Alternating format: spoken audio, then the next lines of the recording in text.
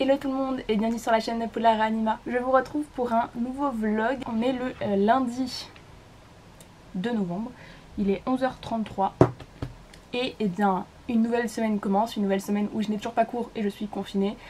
Donc je me suis dit que ce serait pas mal de vous tourner un petit vlog comme j'avais fait pour le premier confinement, où je peux vous parler un petit peu tous les jours de mes lectures et comme ça en plus vous aurez mes avis sur les livres que je vous ai présentés dans ma pile à lire du reconfinement que je vous mets ici. Par ailleurs, en parlant de cette vidéo de pile à lire du reconfinement, vous avez été tellement nombreux à vous abonner à la chaîne après cette vidéo.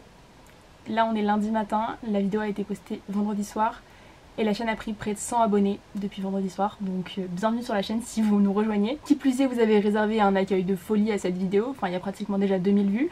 Je n'ai pas compris, voilà, donc je suis trop contente qu'elle vous ait plu. C'est hyper gratifiant de se dire qu'une vidéo comme ça plaît autant. Est-ce que c'est parce qu'elle est plus courte que les précédentes ou parce que justement c'est le confinement et que les gens regardent plus? Je ne sais pas du tout, mais en tout cas je suis hyper contente qu'elle vous ait autant plu. Merci beaucoup. Et puis bah du coup voilà, je vais pouvoir comme ça en tournant des vlogs tout au long du mois de novembre vous parler des lectures dont je vous ai parlé dans cette vidéo. Alors ce matin j'ai terminé le livre que j'étais en train de lire justement quand je vous ai tourné la vidéo vendredi, qui était donc Les Hauts de Hurlevent de Emily Brontë, qui est donc un classique, un petit peu un must-read pour ceux qui lisent un petit peu des classiques, que j'avais commencé à lire quand j'étais petite, enfin petite, au collège, je sais pas exactement quel âge mais voilà. Donc j'avais commencé à lire à cette époque-là, j'avais pas accroché, j'avais pas continué. Donc là c'était un petit peu un challenge pour moi de me dire je le reprends et je le termine. Donc je l'ai terminé, voilà, challenge accompli. Et j'ai plutôt bien aimé. À choisir, je préfère largement Jeanne de la sœur d'Emily Brontë, donc Charlotte Brontë. En tout cas j'ai quand même bien aimé Les Hauts du Hurlevent, c'était une bonne lecture. J'ai un truc dans l'œil. J'ai trouvé que ça avait un côté assez étrange, surtout pour la période à laquelle ça a été écrit. Alors je sais même pas en quelle année ça a été écrit, mais le récit en tout cas se passe dans les années 1801-1802 et en fait on va suivre un monsieur qui s'appelle Mr. Lockwood qui va emménager dans une maison et il va vouloir, dans les toutes premières pages, rendre visite à son propriétaire qui habite dans une autre maison un petit peu plus loin. La maison de son propriétaire s'appelle Les Hauts de Hurlevent. En arrivant dans cette maison, il va voir qu'il y a du coup ce propriétaire qui est assez bizarre, assez sombre, ça a l'air d'être quelqu'un d'assez assez étrange, qui vit du coup avec deux servants et avec une jeune femme d'une petite vingtaine d'années et un jeune homme qui doit avoir dans les 25-30 ans quoi. Donc Monsieur Lockwood il arrive et il se dit trop bizarre cette association de personnages, qu'est-ce qu'ils font là, quelle est leur histoire, il se pose pas mal de questions et du coup en rentrant chez lui il va commencer à discuter avec sa femme de charge qui habite du coup avec lui dans la maison qu'il loue.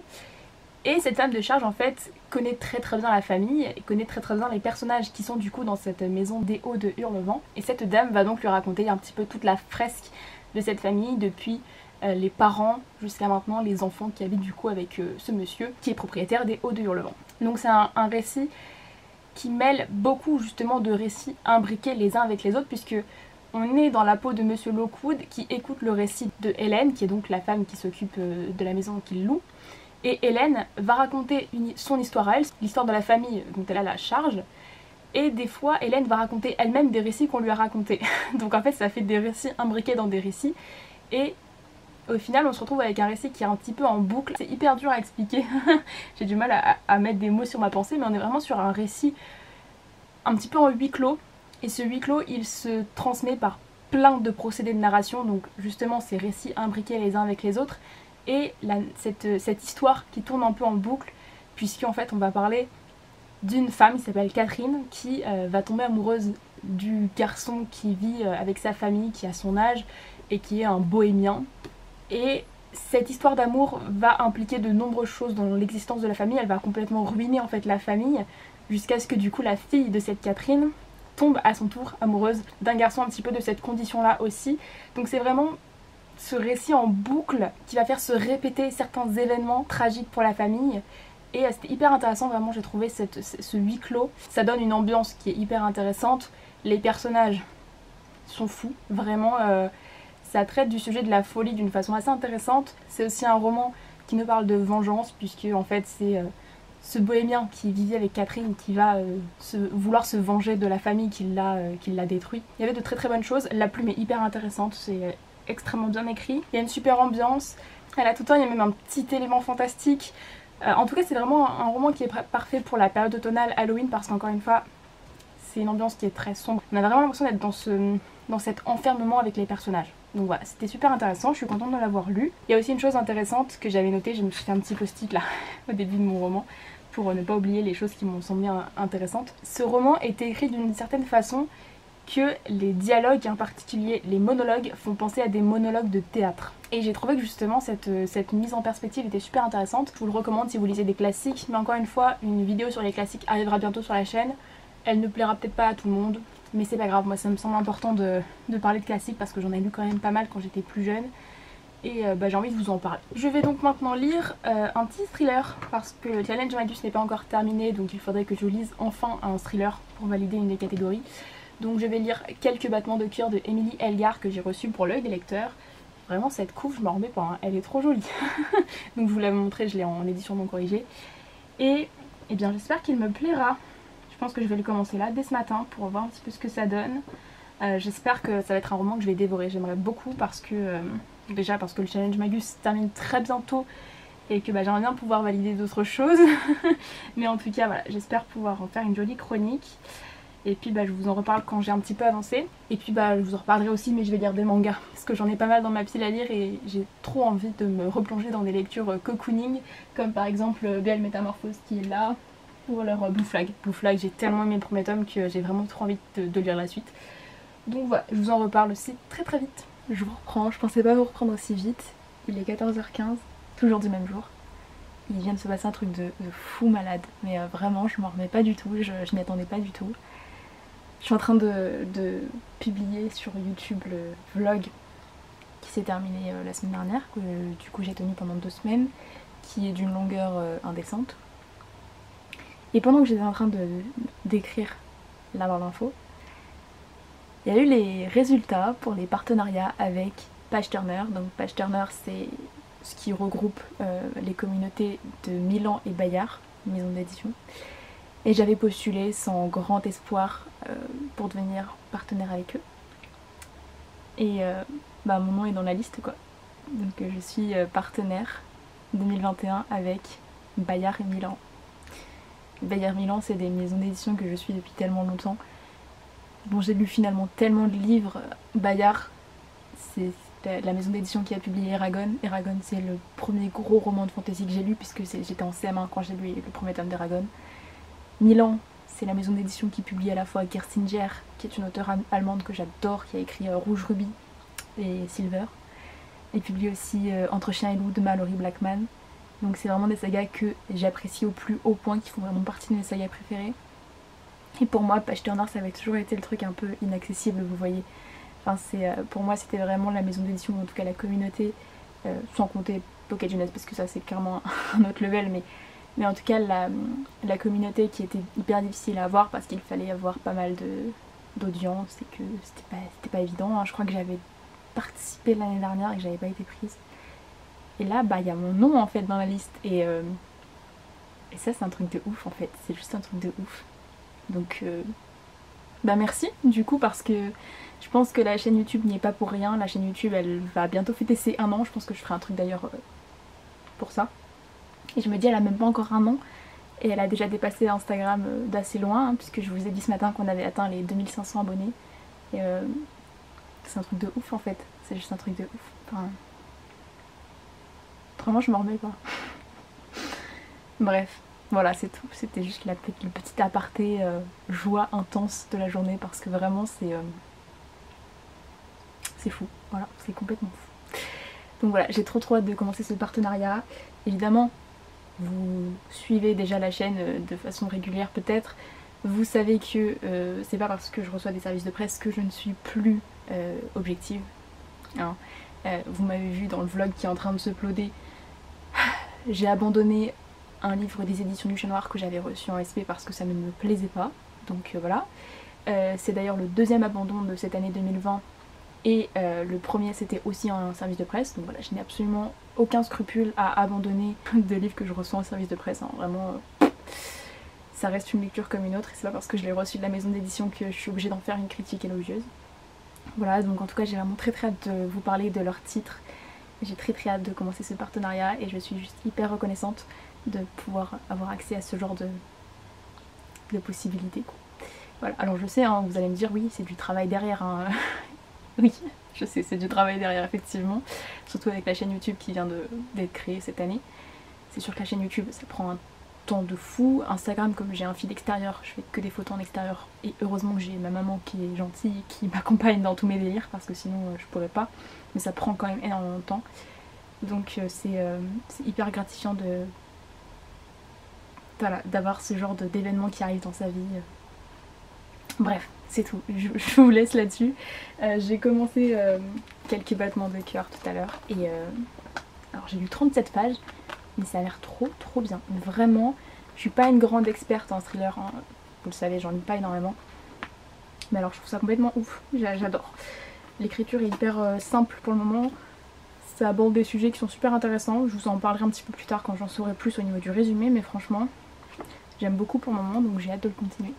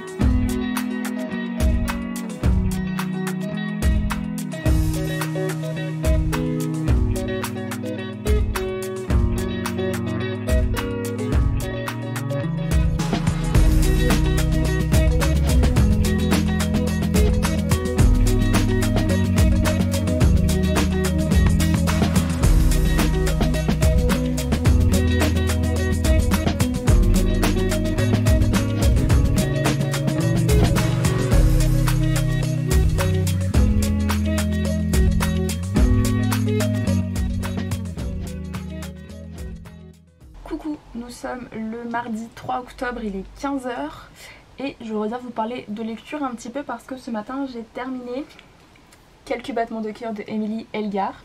Ouais, je l'ai terminé super vite parce que j'avais commencé hier, donc j'ai lu en 24 heures en gros. Mais c'était hyper prenant en fait, c'était vraiment super addictif. Ça faisait longtemps que j'avais pas lu un thriller slash policier et franchement c'était vraiment sympa. Donc cette fois-ci je vais vous parler un petit peu du résumé parce que là je devrais être en mesure de le faire. Donc dans ce roman on va suivre des faits réels, enfin le roman est inspiré de faits réels, les personnages sont complètement inventés mais l'intrigue de base est tirée d'un fait divers qui s'est passé aux États-Unis il me semble. En tout cas l'auteur l'explique à la fin dans une note avec des petites précisions. Mais en gros on va suivre une histoire dans laquelle une maman s'occupe de sa fille de 17 ans qui est en fauteuil roulant parce qu'elle a plusieurs maladies, notamment musculaires, donc elle peut plus marcher, elle vit en fauteuil roulant tout le temps. Cette maman et cette jeune fille ont vécu des choses pas terribles puisque le papa était violent, la maman l'accuse en particulier de l'avoir fait tomber dans les escaliers quand elle était enceinte du coup de sa fille. Elle l'accuse d'être la cause de la maladie de leur fille. Et en plus le grand frère de du coup cette jeune fille qui est en fauteuil roulant qui s'appelle Grace est mort quand il avait 4 ans dans la mer, il s'est noyé et encore une fois la mère considère que c'est la faute du père puisqu'il était juste à côté et qu'il n'a rien fait pour sauver leur fils. Bref, donc c'est une famille un peu tourmentée hein, avec pas mal de problèmes, mais là du coup la mère et la fille se sont reconstruit une vie dans un petit quartier dans une ville des Cornouailles à Ashford, et le père après qu'il ait un jour essayé de kidnapper sa fille, on n'en entend plus tellement parler, on dit tout simplement qu'il a des problèmes mentaux et que voilà, on laisse un petit peu vivre sa vie et la mère et la fille vivent seules dans ce quartier dans lequel vraiment la mère est vue comme une sainte parce que justement elle s'occupe de sa fille qui est très malade. Sauf que du coup au début du roman, la mère est retrouvée morte, assassinée dans son lit et la jeune fille a disparu sans son fauteuil roulant. Hein, le fauteuil roulant est retrouvé dans la maison. Tous les médicaments sont à la maison, typiquement ils n'ont pas été volés avec elle, hein, elle a plus son traitement avec elle. Donc va commencer une grande enquête pour savoir déjà où est Grace. On aimerait quand même bien pouvoir la retrouver avant qu'elle ne meure parce que ces médicaments la tiennent en vie. Et on aimerait aussi bien retrouver le meurtrier de sa mère, hein, tant qu'à faire ça pourrait être pas mal. J'ai trouvé que ce qui était particulièrement intéressant c'était justement les points de vue que l'auteur nous propose d'avoir. Donc on a tout d'abord le point de vue d'un journaliste qui s'appelle John, qui connaît Grace et sa mère parce qu'il a écrit un article sur elle 6 mois plus tôt un article qui a plutôt fait scandale parce qu'en fait il s'est avéré que John a d'abord interviewé le père et qu'il a écrit un article qui soutenait le fait que le père devrait avoir le droit de voir sa fille. Donc ça a fait un tollé monumental, hein. Comme je vous l'ai dit, la mère elle est quand même très en vue au sein de la communauté là où elles habitent, donc elle est très soutenue. Donc quand l'article est sorti, il était très mal accueilli. Et d'un autre côté, on va suivre du coup le point de vue de Kara, qui est une jeune fille de 22 ans, qui est accessoirement la meilleure amie de Grace, qui vit dans la maison d'à côté, et qui est celle qui va découvrir le corps de la mère dans son lit. Donc on a ces deux points de vue, et ponctuellement on va aussi suivre le journal intime de Grace, qui est resté en fait dans la maison, que Kara a retrouvé au moment où elle a découvert le corps de sa mère, et qu'on va suivre du coup pour peut-être comprendre un petit peu ce qui s'est passé. J'en ai déjà dit beaucoup, je pense que ça fait un moment déjà que je parle. Oui, ça fait effectivement déjà un moment. J'ai vraiment beaucoup aimé en fait ce roman. Ça me fait dire qu'il faudrait que je lise plus de thrillers policiers parce que j'aime beaucoup, surtout quand c'est bien construit, hein, évidemment. Mais là je trouvais que c'était justement très bien maîtrisé. L'enquête elle est plutôt cohérente, les questionnements que ça propose c'était hyper intéressant, notamment au niveau du handicap. Ce roman nous fait nous questionner sur cette question du handicap, de la maladie, de la manipulation aussi d'une certaine façon. Et j'ai vraiment trouvé que justement ces questionnements psychologiques étaient hyper cohérents et hyper pertinents avec l'intrigue. Donc c'était hyper chouette, ça se lit tout seul. Voilà, je l'ai lu en 24 heures quoi. C'est hyper addictif, on a vraiment envie de savoir la suite. Et apparemment, je me suis renseignée, il va sortir. Donc il sort le 5 novembre. Au moment où je tourne cette vidéo, c'est du coup dans 2 jours, mais quand la vidéo sortira, il sera sorti. Et c'était vraiment cool, donc je vous encourage à le lire. D'autant plus que vraiment cette couverture est tellement belle. Vraiment, je l'aime trop. Je trouve que les papillons sont trop beaux, tout simplement. Je viens de rédiger directement ma chronique pour l'œil des lecteurs. Et elle sera publique le 14 novembre. Donc si j'y pense, je vous la mettrai dans la barre d'infos. Mais vraiment c'était hyper chouette comme lecture. Donc je suis contente voilà, d'avoir lu un petit thriller. D'autant plus que ça me fait valider une des catégories du challenge Magus. Je ne sais pas ce que je vais lire maintenant. Je ne sais pas du tout. Donc de ma pile à lire finalement du reconfinement, j'ai déjà lu 2 romans. Puisque j'ai lu Léo de Hurlevent et celui-là. Donc je vais voir ce que je me lis. Bon du coup je me suis décidée très vite en fait. Hein. Ça fait genre 5 minutes que j'ai éteint la caméra. Mais j'avais déjà une petite idée en fait de ce que j'allais commencer. J'étais pas sûre, je voulais juste un petit peu lire les premières pages pour voir si j'accrochais. Et j'accroche bien, donc je vais lire Revival de A.D. Martel. Vous m'avez dit sous ma vidéo de la palle du reconfinement que vous étiez beaucoup à apprécier la plume de A.D. Martel, donc j'ai hâte de découvrir ça. Pour le moment j'aime bien, j'ai lu les 4 premières pages du prologue. Hein. Donc pour le moment j'aime vraiment bien. Il fait 217 pages en e-book, donc ça va être vite lu à mon avis. Dans l'idée ça fait un petit peu penser, j'ai l'impression, à Warcross de Marie Lu, appuyé chez Pocket Jeunesse, que j'avais lu il y a peut-être 2 ans je pense, que j'avais bien aimé.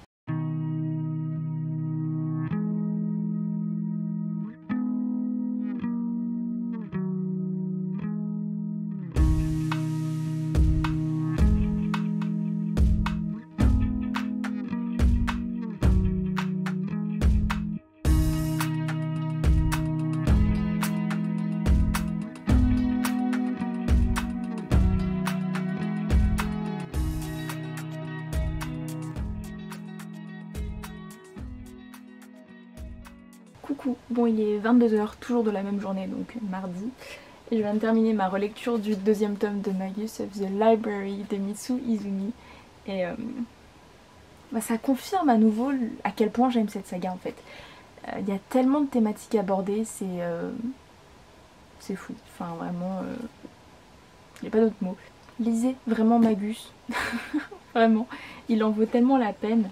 Je sais pas si je vous ai déjà parlé un petit peu du résumé sur la chaîne, et si je l'ai fait c'était il y a très longtemps, mais en tout cas dans Magus on va suivre un petit garçon qui s'appelle Shiofumis, qui vit dans un petit village qui s'appelle Amun, et au début du 1er tome on comprend que Shio est passionné par la lecture, mais que le gars qui dirige la bibliothèque de la ville lui interdit d'accéder aux livres parce qu'il est pauvre.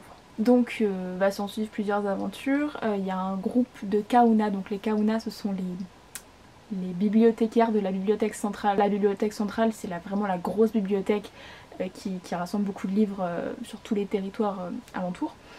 Et donc des Kauna arrivent dans le village de Amun. Il va se passer des petites choses et il va s'avérer qu'elles vont découvrir que le gars qui gère la bibliothèque de Amun interdit l'accès à la bibliothèque aux pauvres, alors que normalement les bibliothèques sont censées être accessibles pour tous. Et du coup après le passage des Kauna dans son village, Shio, bon il va se passer plusieurs années mais il va étudier beaucoup pour pouvoir prétendre au concours pour devenir Kahuna à son tour. Et donc dans le tome 2 on le retrouve donc 7 ans plus tard je crois. Et il va passer le concours pour devenir Kahuna, donc la fin du tome 2 c'est le début du concours. Et le tome 3 c'est toutes les autres épreuves du concours. Et j'aime trop cette dimension aussi un petit peu scolaire, enfin c'est trop cool. Donc il va y avoir plusieurs thématiques abordées à travers ça, donc évidemment cette question des classes sociales. Dans le tome 2, ça nous parle beaucoup de racisme et de protection des animaux. Il y a énormément de sujets hyper importants abordés et d'une façon hyper pertinente et belle. Enfin vraiment, j'ai rien à redire sur ce manga, c'est juste une petite pépite. Je vous aurais fait des inserts avec des planches, mais en plus les qualités graphiques, mais j'ai jamais vu ça. Il y a vraiment des planches, je pourrais les observer pendant 3 heures et tu découvrirais encore des nouveaux détails quoi, enfin c'est fou, voilà, c'est totalement fou. Et je suis vraiment contente de les redécouvrir en les lisant comme ça d'affilée. C'est comme ça j'ai vraiment les idées en tête et l'histoire en tête. Oh là là, cette journée est tellement bizarre. Nous sommes le mercredi 4 novembre, il est 15h30 et je viens à l'instant de m'habiller. Voilà, jusqu'à présent j'étais en pyjama, vous êtes ravis d'avoir cette information. Mais en fait, il s'est passé plein de trucs depuis ce matin. Déjà, je me suis levée super tard alors que ça m'arrive jamais. Normalement, je me suis réveillée genre à 9h30. 9h30, c'est super tard pour moi. Donc je sais pas ce qui s'est passé. Et ensuite, j'ai commencé à faire des démarches pour trouver un appart sur Rennes. J'ai déjà commencé depuis plusieurs jours, mais c'est compliqué. Hein. Il y a déjà trouver une alternance dans les conditions dans lesquelles on est avec le Covid, etc. C'est compliqué. Il y a ma maman qui m'appelle. Bon, je vous retrouve après avoir parlé à ma petite maman. Je ne sais même plus ce que je vous disais. Je vous disais que c'était une journée compliquée. Parce que oui, du coup, oui, je sais où est-ce que j'en étais. C'était compliqué de trouver une alternance dans ces conditions de Covid, etc. Mais alors, trouver un logement en confinement, on atteint des sommets. Hein, vraiment. En plus, dans une ville où déjà de base, c'est compliqué pour trouver un logement. Je pense que là... Voilà, je ne sais même plus quoi vous dire, c'est le pire.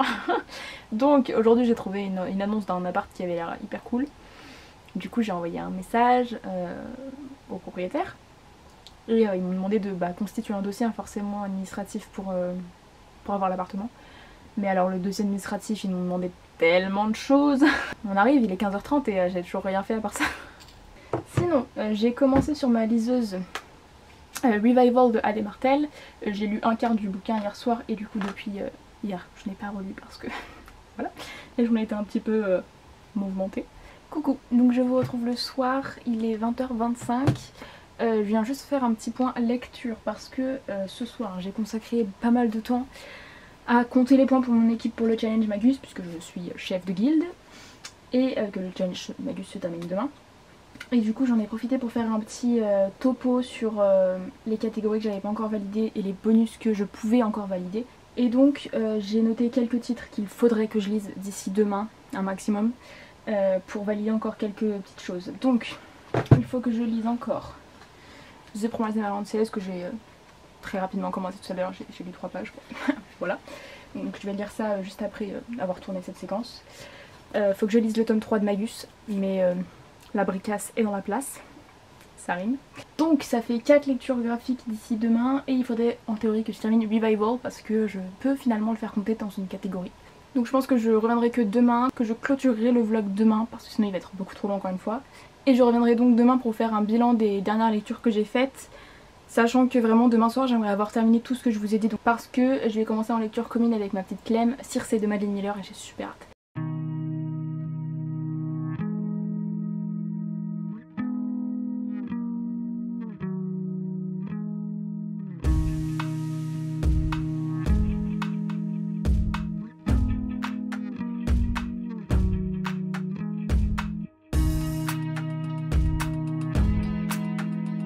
Je pense que ce qui pourrait le mieux définir The Promised Neverland, c'est le mot bizarre quand même, parce que l'histoire est hyper originale.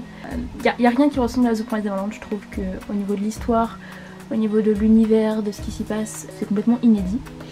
Et là il vient d'y avoir une espèce de dimension scientifique qui a débarqué nulle part, en mode interstellar, et je suis en mode... Mais c'est cool hein, c'est cool d'avoir cette dimension là, intéressant. Intéressant, je continue.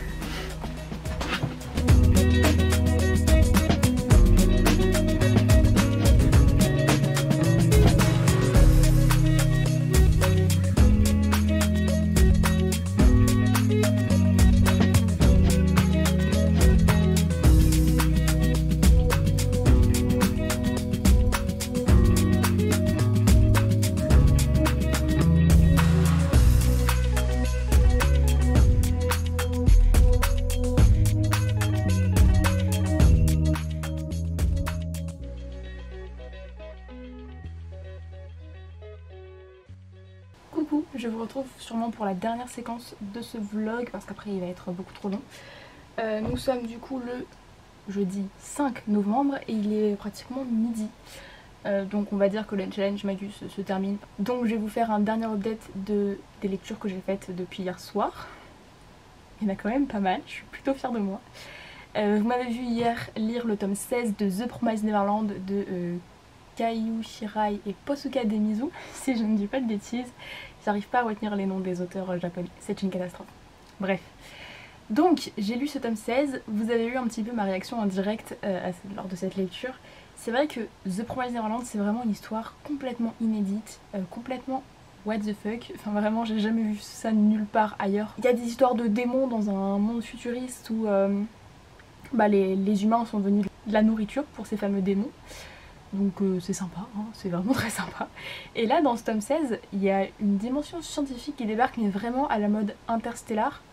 J'ai regardé Interstellar la semaine dernière, je l'avais jamais vu. Et vraiment j'ai retrouvé un petit peu des considérations scientifiques qu'on a par exemple dans la fin de Interstellar, si vous l'avez vu. Bref, donc c'était assez cool, j'ai bien aimé ce tome 16. J'ai hâte de savoir la suite. Normalement je pense qu'il devrait pas tarder à se terminer hein, ce manga. Parce qu'il me semble qu'au Japon il est terminé en 19 tomes. Donc je sais pas à quoi ça correspond en français mais ça devrait plus trop tarder. Et en même temps je me dis que c'est peut-être pas plus mal parce que faut pas non plus que ça dure 1000 ans. Voilà. Et d'ailleurs je pense que une fois que tous les tomes seront sortis, je ferai une relecture de la saga complète. Parce qu'à chaque fois j'ai lu les tomes, à partir du tome 7, parce que je crois que j'ai lu les 6 premiers tomes alors qu'ils étaient déjà sortis et j'ai commencé en fait à suivre vraiment l'ordre de parution à partir du tome 7. Et donc à partir du tome 7, j'ai découvert les tomes un par un, on va dire une fois tous les 2-3 mois. Et c'est vrai qu'à chaque fois je gardais pas en tête toute l'histoire. On peut le dire, clairement il y a plein de détails qui m'échappaient. Donc là typiquement le tome 16, j'étais un peu en mode c'est passé quoi dans le 15 déjà. Donc voilà, faudrait que je les relise un jour d'affilée pour...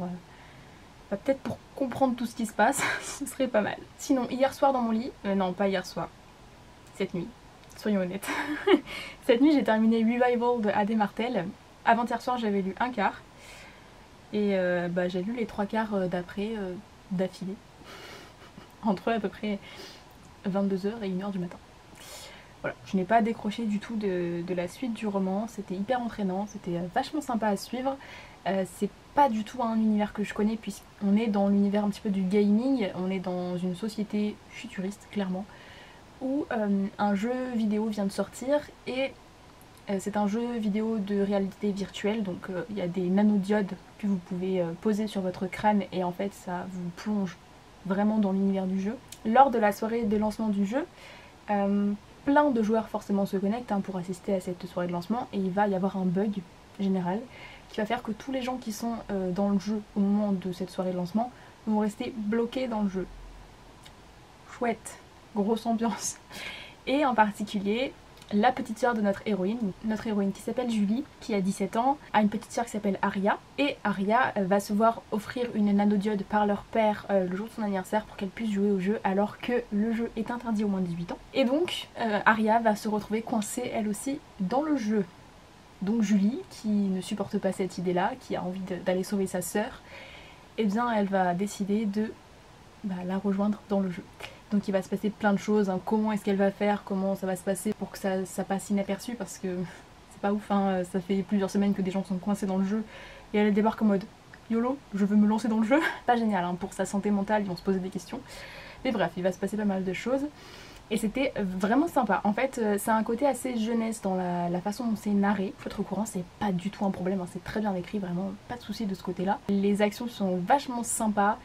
J'ai trouvé que, en fait, sur le principe, ça ressemble un petit peu à Warcross de Marie-Lu.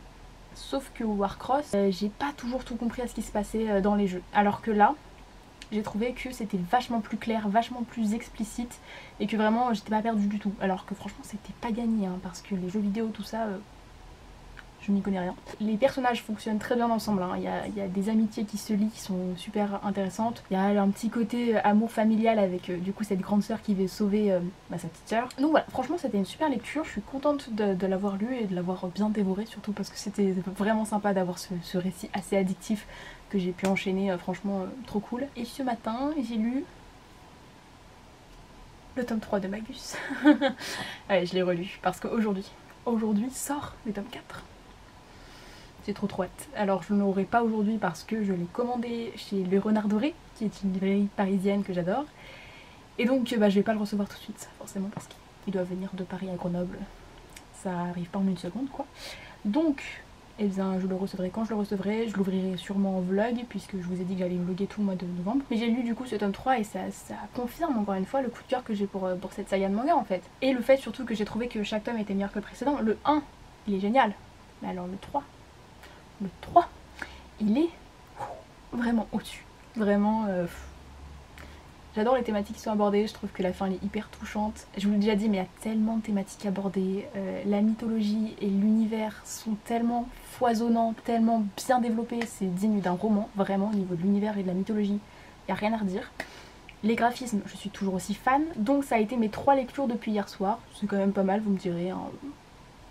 Je pense que j'ai bien carburé, surtout que ce matin, j'ai eu encore de l'administratif à faire pour le logement et pour l'entreprise. Je crois que j'ai fait le tour de tout ce que je voulais vous dire pour ce matin, il me semble. Je commencerai un nouveau vlog, je ne sais pas encore quand, je ne sais pas si ce sera direct cet après-midi ou demain, ou dans les prochains jours. Je le recommencerai quand j'aurai d'autres choses intéressantes à vous dire. Je vais donc commencer Circé de Madeline Miller aujourd'hui. J'ai tellement hâte, parce qu'il me fait tellement envie depuis tellement de temps que je suis trop contente. Je vais m'arrêter de parler, je vais commencer à monter le vlog, je pense cet après-midi, pouvoir le monter entièrement. Par contre ce sera pas la prochaine vidéo, je pense qu'il y en aura une avant parce que sinon ça fait 2 vlogs d'affilée. Et d'ailleurs le vlog de 56 minutes, vous êtes des gros fous malades, hein. Vous avez fait tellement de vues dessus, il est 2ème dans mes statistiques sur les 10 dernières vidéos. Sachant que le premier c'est la vidéo juste d'avant, donc la pire. Je sais pas ce qui vous a pris d'être autant à regarder cette vidéo de 56 minutes, mais moi je suis contente hein, parce que je suis hyper fière de cette vidéo. Vous m'avez mis tellement de commentaires gentils sous cette vidéo, mais moi je m'en remets pas, vraiment, vous êtes adorables. Vraiment. Je vous retrouve quand j'ai des choses à vous dire, notamment sur Circé. J'espère que cette vidéo vous aura plu. Dites-moi en commentaire si certains des livres que j'ai lus dans cette vidéo vous tentent ou que vous les avez déjà lus. Vous savez, peut-être pas, je sais pas, vous avez peut-être pas remarqué, mais je mets vraiment un point d'honneur à répondre à tous les commentaires. Pour le moment, ça reste gérable parce que je n'ai pas non plus énormément, mais vous êtes plein à me laisser des commentaires, mais tellement immenses et tellement gentils que... Merci, voilà, c'est tout. Bref. Je vous retrouve très bientôt dans une prochaine vidéo. Ciao!